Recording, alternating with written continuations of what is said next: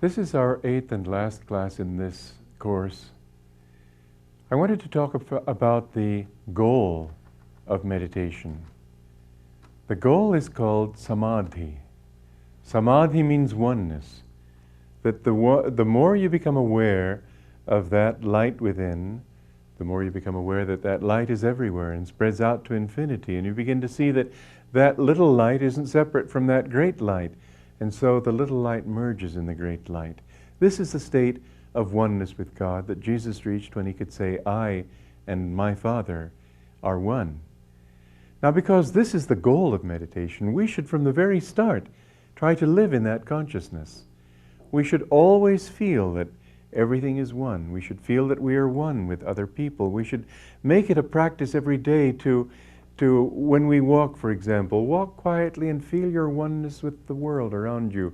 Feel that it's your thoughts when the leaves shake. Feel that it's your energy when the sun shines. Feel that it's your own power that is making your body move, and the power, your own power that you feel in the movement of the wind.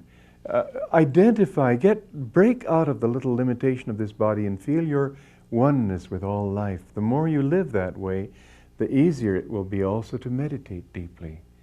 The more you live with a sense of oneness, the easier it will be to attain a sense of oneness. Just as the more you live with love, the more easy it will be to attain infinite love. The more you live joyfully in your life, this is a good motto to live by, to be even-minded and cheerful at all times.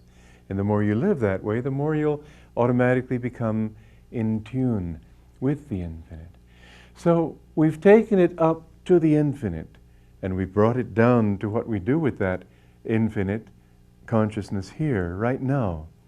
Let's come back here and think about how we can use meditation in practical ways also. I don't mean that meditation itself and contact with God isn't the most practical thing in the world, but I'm using the word now in the way that people normally use it. How do you tap superconsciousness in order to solve your problems in life? How do you pray? How can you pray more effectively? All of these things are important. When you meditate deeply and feel some contact with God and feel a touch of that inner peace, that's when you might put it this way, that you've got his ear.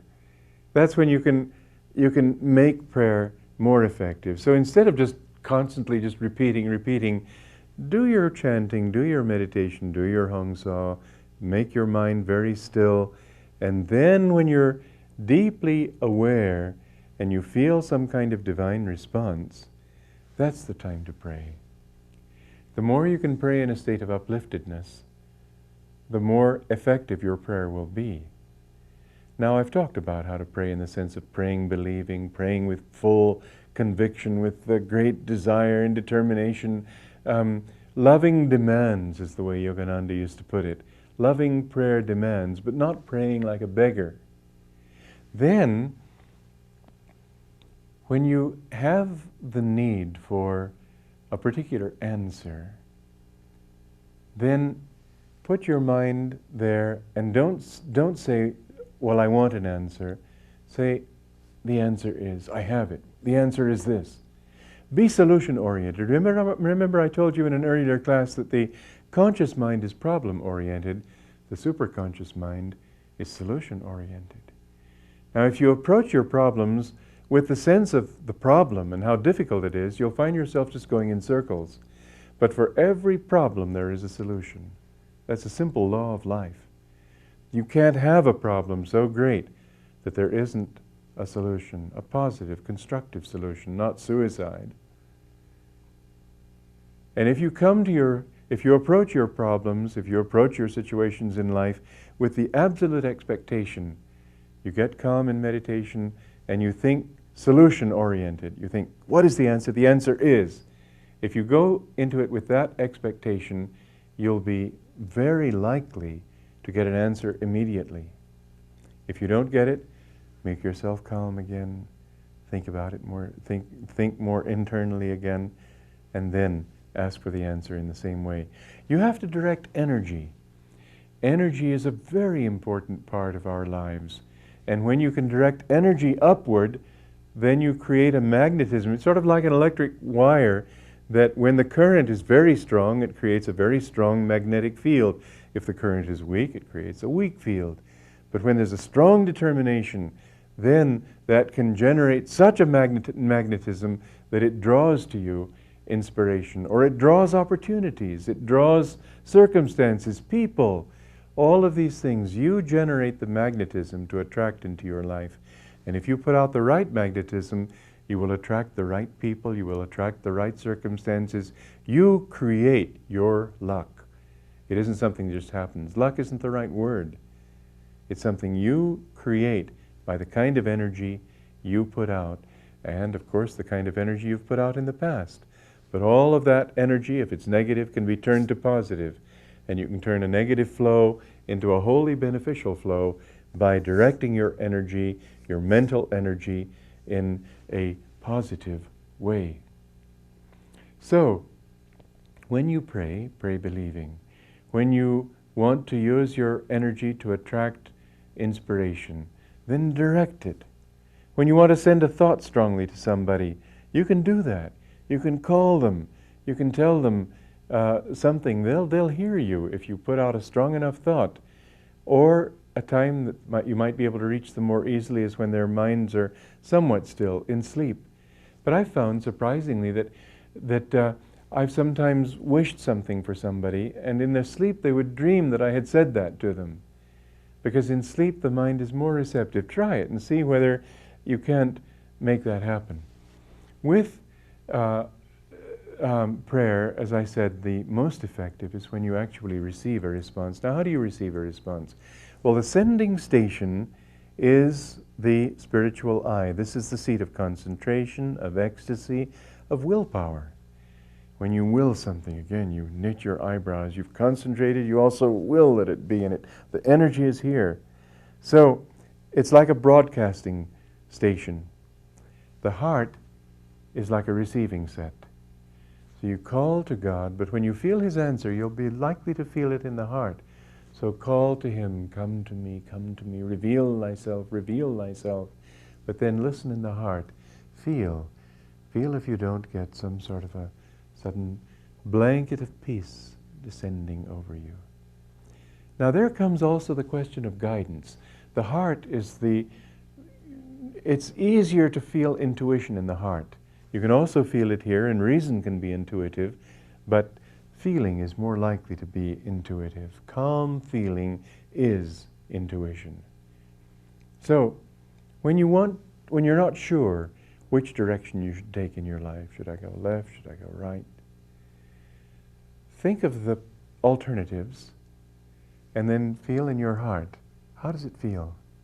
Or if you want to associate with somebody, or if you're not sure that somebody who's offered to help you in something is really offering a good thing or not a good thing, mentally visualize his eyes and then consult the feeling in your heart. Your mind may tell you he's fine, he's got a nice smile, he's got a good proposal, lots of positive energy. How does your heart feel? You know, women are often more intuitive than men in this sort of thing. And very often a wife will tell her husband, I don't like that man you've brought into your business. And he'll think, what do you mean? He's got all the experience.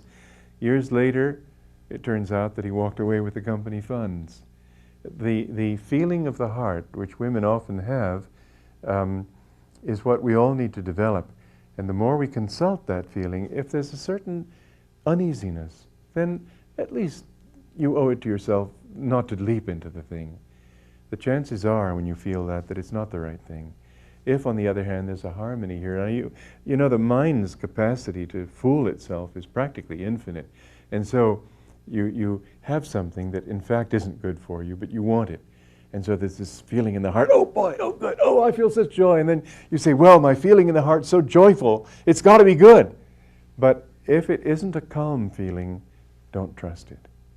That feeling has to be calm. And if then in that calmness there's a rightness to it, good. If, on the other hand, you don't get any feeling, then, and that often happens too, especially when you're very closely involved, it's a lot harder to be intuitive when your own feelings are intimately involved, or your own experience, or your own future is involved, whatever. So, in that case, try it a little bit and see what the result is. If it results in disharmony, I don't mean obstacles, challenges, difficulties, those may be means of making you strong, but if it creates disharmony, especially in your own self, pull back. If you try the other way and it leads toward harmony, it's more likely to be a good thing. You can tell by the results.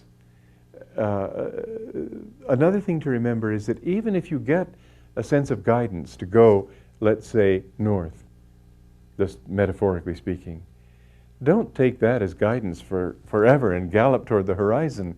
It may be that that guidance is only to take you to the next corner, and then you're supposed to go east. So always listen. Don't just presume on whatever guidance you feel, but always be in a listening state. I told you in the earlier classes that we must always be in a watchful state. The other side of it is always be in a listening state. Watch what's going on in the world. Listen to the divine voice within. You will find that just like muscles, just as a muscle can be developed by using it, so the intuition will develop by using it. But particularly the intuition will develop the more you prolong the enjoyment of the peaceful after effects of the techniques. And the more after your meditation you try to live in that peace, enjoying that peace, so that everything that you do from that center of peace. One of the problems on the spiritual path when it relates to the teachings of India, which of course is what I'm giving you, not only a universal thing, of course what I've taught is universal and can apply to any religion, but also I've had this constant orientation toward the Indian. And one of the things that they teach is the importance of a guru. A guru is a word that a lot of people resist. Well, would you try climbing a mountain without a guide? Without somebody who could teach you how to climb mountains? Wouldn't you be afraid of a fall? What about the possibility of a fall spiritually? It may not look like a fall because you don't see it in the same way, but if you lose your happiness, if you lose your inner peace, if you suddenly come down in awareness to a lower state, won't you feel that you've fallen, that you've lost something infinitely precious? Surely that's a much greater fall when you fall into spiritual death than it is merely material, physical death, falling from a mountain, a cliff or something. The help of a guru is much more important than having somebody who can teach you how to climb a mountain or play a piano. How ridiculous is it to presume that a person can get to these subtle heights so unknown by his own efforts, when the pitfalls are so many and so unseen, when the path is so tortuous and you don't know which direction it's going to turn next. That kind of inner guidance is very helpful, very important. And the guru's help is not so much with words and outward guidance, it's more with that influence from within. And so I'm going to ask you to do something. I'm not going to say, look for a guru, accept a guru. That's God will send you whomever He wants to use to help you. But God does do things through instruments. There was that story of the priest who went to visit a farmer and said to the farmer, what a beautiful farm you and God have made here. And the farmer wouldn't buy that. He said, well, Father, you should have seen it when God had it all to Himself. It was a wilderness. God doesn't do these things. He doesn't make this world a garden. He doesn't make things ugly or well. We are the ones who do it. He needs instruments to act in this world. He built this planet. He built this universe through instruments. If we can accept what it says in the book of Genesis when it said, let us make man in our image. Us. Why we instead of I? He uses instruments. And the guru is one such instrument. He's sent to you to help you. Now, as I said, it doesn't have to be through words. It can be through influence. So what I would suggest that you do is use this technique that I taught you just a few minutes ago. Think of some saint that you know, that you love. look at his eyes, particularly if you can get a photograph, like a photograph of Yogananda or a photograph of, in the Catholic Church, Padre Pio might be a wonderful example. But think of somebody who is particularly holy like that, and concentrate on the photograph and visualize the eyes here, and then call. You will feel his response in your heart. And if you ask guidance in that way to God, of God, but through an instrument, then see if you don't find that that guidance can be very important. I'll tell you the truth. I don't think I'd be here today if I hadn't had that. I know I wouldn't have been. That guidance is everything to me. It guides me now, even though Yogananda left his body a long time ago. That is how God can help you too. Through an enlightened soul. Visualize Jesus here. We don't know what his eyes look like, but call to him here, and you have a real contact with God. Then what does it matter? 2,000 years ago, that's history. Jesus is alive now. The masters are alive now, and you want to be alive now. This is how you can reach God. They can help you, but the real effort still has to be yours. What's the best yoga posture? Somebody asked me once, what's the best yoga posture? I said, that which enables you to stand on your own 2 feet. So the help of the Guru is only to help you to stand firm and to walk with your power. And he's there holding your hand, sort of nudging you around. But bit by bit you become strong enough to where you can take off on your own and find that freedom. Ultimately, his purpose is to make you free in yourself, not to lay anything on you, but to help to unflower that power that is the secret of your own being.